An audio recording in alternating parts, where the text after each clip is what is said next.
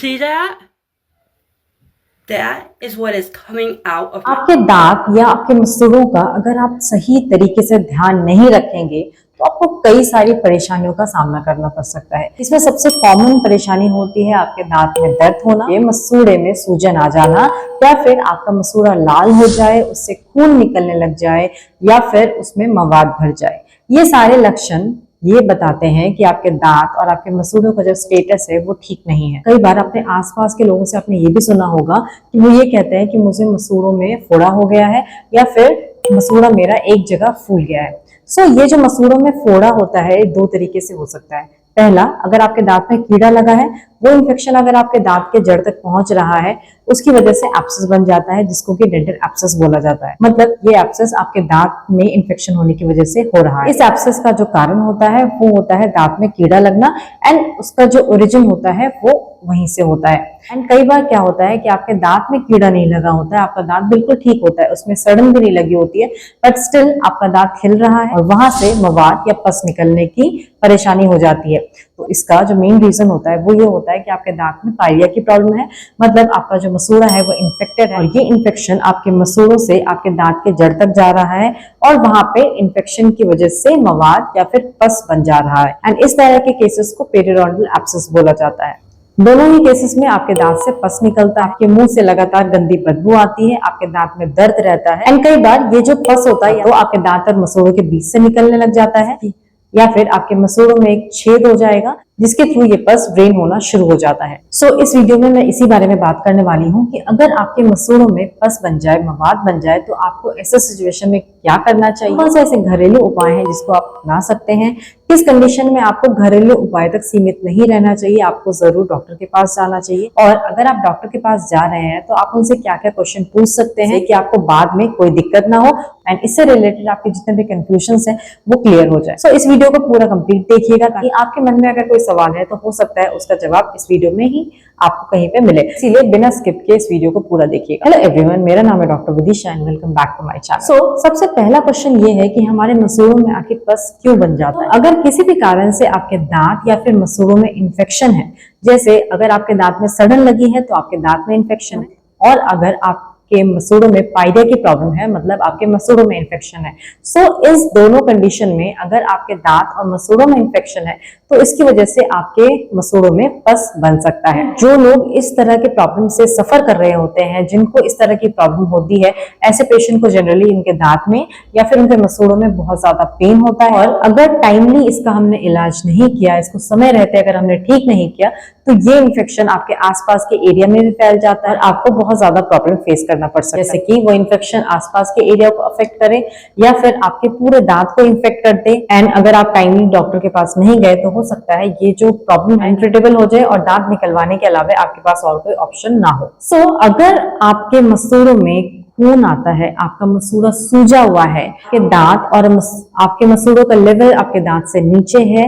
या फिर आपको ऐसा लगता है कि लगातार आपके मुंह से गंदी बदबू आ रही है, ऐसा लगता है कि कुछ नमकीन सी चीज आपके माउथ से ड्रेन हो रही है या फिर लगातार निकल रही है, या आपका दांत हिल रहा है, आपके दांत के बीच में बहुत ज्यादा गैप आ गया है, तो ये सारे लक्षण ये बताते हैं कि आपको पायरिया की प्रॉब्लम है। इनिशियल स्टेज पे अगर इस तरह का इन्फेक्शन आपके माउथ में है, इसमें से कुछ सिम्टम्स आपको दिखाई दे रहे हैं, तो इसको आप घर पर कैसे ठीक कर सकते हैं। तो सबसे पहला इसमें जो मैं सजेस्ट करूंगी, आप फिटकरी के गरारे कर सकते हैं। आप एक गिलास पानी में अगर चुटकी भर फिटकरी डाल करके से अगर आप गरारे करते हैं या फिर उससे आप कुल्ला करते हैं, तो इससे आपके माउथ में जो ब्लीडिंग गम्स की प्रॉब्लम है, मतलब मसूड़ों से खून आने वाली प्रॉब्लम है, या फिर मसूड़ों में सूजन वाली प्रॉब्लम है, वो आपकी सॉल्व हो सकती है। नेक्स्ट आप यूज कर सकते हैं त्रिफला या फिर मुलेठी के पाउडर को पानी में गर्म करके, उससे अगर आप गार्गल करेंगे, उससे अगर आप कुल्ला करेंगे। त्रिफला जैसे कि नेम सजेस्ट करता है, ये कॉम्बिनेशन होता है 3 फ्रूट्स का, एंड आयुर्वेदिक में इसको यूज किया जाता है आपके जीआई प्रॉब्लम्स को सॉल्व करने के लिए, या फिर गट से रिलेटेड प्रॉब्लम हो गया, या फिर इम्यूनिटी से रिलेटेड प्रॉब्लम हो गया, उसको सॉल्व करने के लिए इसको यूज किया जाता है। बट डेंटल हेल्थ से रिलेटेड रिसर्च को भी अगर हम देखें तो उसमें ये दिखाया गया है कि त्रिफला भी काफी इफेक्टिव होता है आपके माउथ में बैक्टीरिया को कम करने में। सो अगर आप ब्रशिंग के साथ साथ अपने माउथ में जो माइक्रो ऑर्गेनिजम्स है उसको कम करना चाहते हैं, बैड बैक्टीरिया को कम करना चाहते हैं, उनके इफेक्ट को कम करना चाहते हैं अपने माउथ में, तो आप इस रेमेडी को इस्तेमाल कर सकते हैं। एंड क्योंकि ये नेचुरल है और इसका ज्यादा कोई साइड इफेक्ट नहीं होता है, तो इसको आप एज अ माउथ वॉश अपने रूटीन में शामिल कर सकते हैं। इसके अलावा अगर आपके मसूड़ों से खून निकल रहा है तो उसमें आप लहसुन का भी इस्तेमाल कर सकते हैं कि गार्लिक में होता है एंटी इंफ्लेमेटरी प्रॉपर्टी, आपके माउथ में होने वाले इन्फ्लेमेशन को कम करता है। तो इसके लिए आपको क्या करना है, गार्लिक, रॉ गार्लिक लेना है, कच्चा गार्लिक लेना है, उसको पीस करके उसका रस निकाल लेना है। एंड जहां से आपके मसूड़ों में आपको लग रहा है इन्फेक्शन है, जहां से पस निकल रहा है, वहां पे अगर आप इसको डालते हैं तो धीरे धीरे ये प्रॉब्लम आपकी सॉल्व होगी और आपका ओवरऑल हेल्थ भी इंप्रूव होगा।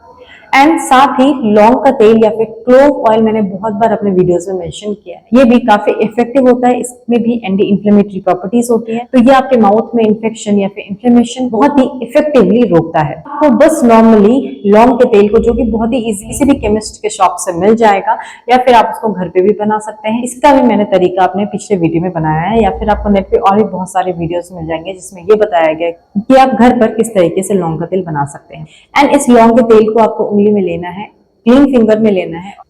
पूरे मसूड़ों में अच्छे से मसाज करना है, जिससे आपका जो मसूड़ा है उसमें स्ट्रेंथ आएगा एंड इसके साथ साथ जो इन्फ्लेमेशन है आपके मसूड़ों में वो कम होगा। नेक्स्ट ऑप्शन होता है जो कि बहुत ही इफेक्टिव माना गया है, वो है ऑयल पुलिंग। आपको नेचुरल वे में बनाया गया जो नारियल तेल होता है या कोकोनट ऑयल, उसको अगर आप 1 चम्मच अपने मुंह में ले लें, उसे 5 से 10 मिनट तक अपने मुंह में रखें, चारों साइड उसे मुंह में घुमाते रहें। एंड बस आपको ये ध्यान रखना है कि उस तेल को आपको पीना नहीं है, बल्कि 5 मिनट के बाद या फिर 10 मिनट के बाद, जितने भी देर आप अपने मुंह में से घुमा रहे हैं, उसके बाद उसको आपको निकाल देना है, थूक देना है। ये आपके डेंटल हेल्थ को भी इंप्रूव करता है, आपके मसूड़ों के हेल्थ को भी इंप्रूव करता है, और आपके दांत में अगर प्लाक जम रहा है तो उसके अकरेंस को भी कम करता है। तो ये मैंने आपको जितने भी घरेलू नुस्खे बताए, आप इसको इस्तेमाल करके अपने आप को इस प्रॉब्लम से बचा सकते हैं, और अगर आपके माउथ में ये प्रॉब्लम है तो उसको सॉल्व कर सकते हैं। बट आपको इस चीज का ध्यान देना है कि अगर ये प्रॉब्लम बहुत ज्यादा एडवांस्ड लेवल पे है, आपके दांत में आपको मोबिलिटी लग रही है, मतलब आपका दांत हिल रहा है, लगातार आपको पस आ रहा है, या फिर आपको फीवर हो रहा है, तो इस समय आपको घरेलू नुस्खे में अपना टाइम वेस्ट नहीं करना चाहिए, बल्कि आपको डायरेक्ट प्रोफेशनल हेल्प लेना चाहिए, डेंटिस्ट के पास जाना चाहिए, एंड जो सजेशन वो देंगे उसके हिसाब से वो आपको फॉलो करना चाहिए। अगर आपको मसूड़ों की कोई भी प्रॉब्लम है और अगर आपको डेंटिस्ट के पास जाने की जरूरत पड़ी है, आपको कुछ क्वेश्चंस बताऊंगी जो आपको अपने डेंटिस्ट से जरूर पूछना चाहिए। इसमें सबसे पहला क्वेश्चन ये आता है कि आखिर आपके मसूड़ों में पस बन क्यों रहा है, क्योंकि ये जानना आपके लिए बहुत जरूरी है कि इसका रीजन क्या है। इसका रीजन कहीं पायरिया तो नहीं है, इसका रीजन कहीं आपके दांत में इन्फेक्शन तो नहीं है, कोई और कारण तो नहीं है, जैसे कि किसी तरह का सिस्टमिक डिसीज। फॉर एग्जांपल, अगर आप डायबिटीज से भी सफर करते हैं तो आपका जो मसूड़ा होता है उसका जो हेल्थ होता है वो कॉम्प्रोमाइज हो जाता है। आपको इसके ऊपर जरूर बात करनी चाहिए, आपका जो मेन रीजन है मसूड़ा खराब होने का वो क्यों है। इसके अलावा आपको डॉक्टर से ये पूछना है कि क्या मुझे एक्स या फिर और किसी जांच की जरूरत तो नहीं है, क्योंकि कई बार इन्फेक्शन जो होता है वो बहुत ज्यादा अंदर तक फैल जाता है, आपकी हड्डियों को गला देता है,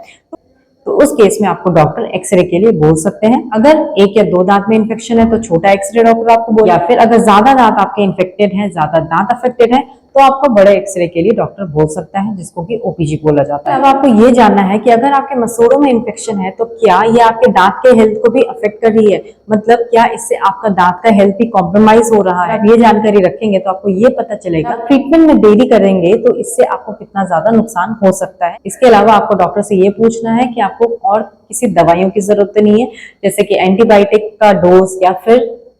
पेन किलर का डोज, ये तो आपको लेने की जरूरत नहीं है। या आपको दांत में ट्रीटमेंट जैसे कि रूट कनाल ट्रीटमेंट या फिर दांत को निकलवाना, मतलब टीथ एक्सट्रैक्शन, इस तरह के ट्रीटमेंट की जरूरत तो आपको नहीं पड़ेगी। ये ट्रीटमेंट हो रहा है मसूड़ों का, तो आप क्या क्या खा सकते हैं, आपको क्या खाना अवॉइड करना चाहिए, जैसे कि ज्यादा मीठा, ज्यादा ठंडा गर्म, या फिर स्मोकिंग अगर आप लेते हैं तब भी आपको डॉक्टर से बात कर लेनी चाहिए। एंड ये प्रॉब्लम क्या आपको दोबारा फिर से हो सकती है, एंड इसको रोकने के लिए आप क्या क्या स्टेप ले सकते हैं। इसमें डॉक्टर आपको प्रॉपर ओरल हाइजीन के लिए आप क्या क्या कर सकते हैं, रेगुलर डेंटल चेकअप के लिए कब कब आना है, ये बात आपको पूरी डिटेल में डॉक्टर आपके समझा देंगे। इसके अलावा भी अगर आपके पास कोई क्वेश्चन है तो कमेंट बॉक्स में आप फ्री हैं मुझसे पूछने के लिए, ट्राई करूंगी उस क्वेश्चन का जवाब देने का। वीडियो अगर अच्छी लगे तो प्लीज अपने फ्रेंड्स और फैमिली के साथ शेयर कीजिएगा। Thank you so much for watching. अगर आपको ऐसे वीडियोस पसंद हैं तो प्लीज चैनल को सब्सक्राइब कर लीजिएगा ताकि आप कोई भी न्यू वीडियो अपनी मिस ना करें।